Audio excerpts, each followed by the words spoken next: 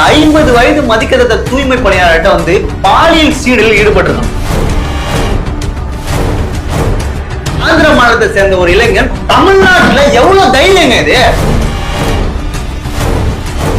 இதுக்கு தமிழ்நாட்டு மக்களும் தலைமுடியணும், தமிழ்நாட்டு காவல்துறையும் தலைமுடியணும்.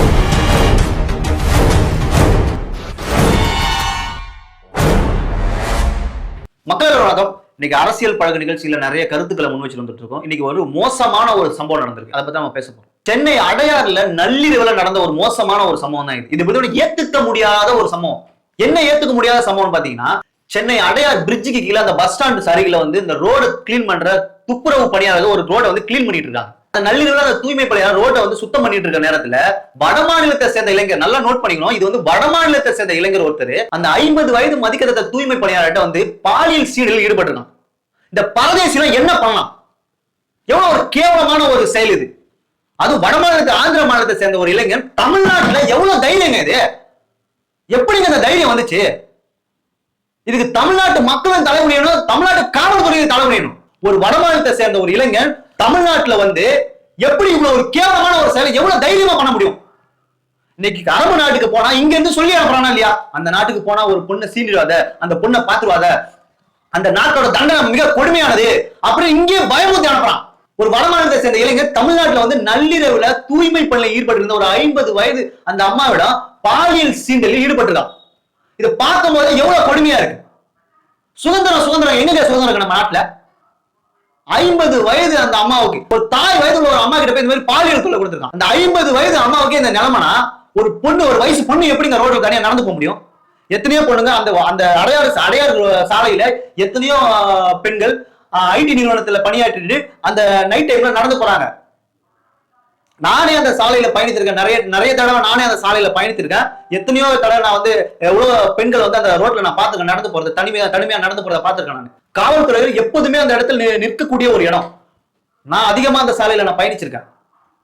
அப்போ ஒரு நள்ளிரவுல ஒரு 50 வயது மதிக்கத்தக்க அந்த பணியாளர்கிட்ட போயிட்டு ஒருத்தன் பாலியல் தொல்லை கொடுத்திருக்கானா, இதை பார்க்கும்போது எப்படி இருக்கு நம்மளுக்கு? இத முக்கியமான விஷயம் என்னன்னா, வடமாநிலத்தை சேர்ந்த இளைஞன் அவனுக்கு எப்படிங்க தைரியம் வந்துச்சு?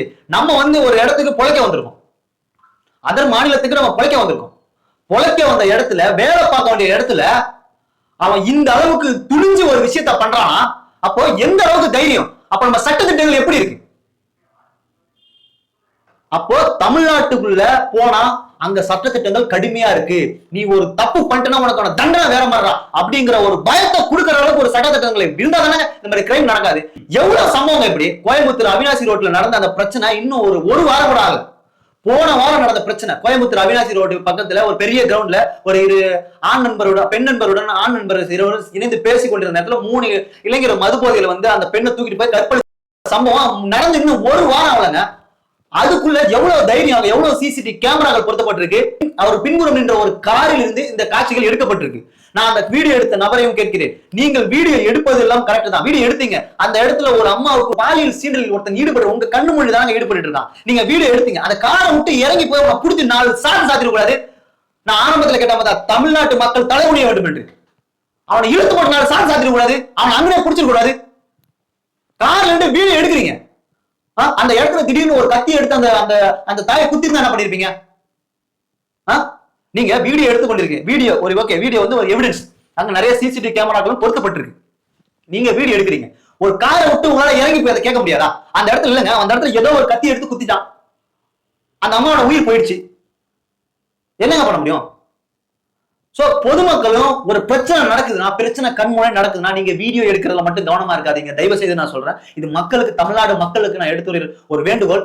வீடியோ எடுக்கணும்னு நினைக்காது, வீடியோ எடுக்கிறது தவறில்ல, அந்த இடத்தில் இறங்கி நின்று கேட்கணுங்க. ஒரு தைரியமான ஒரு மனுஷன்.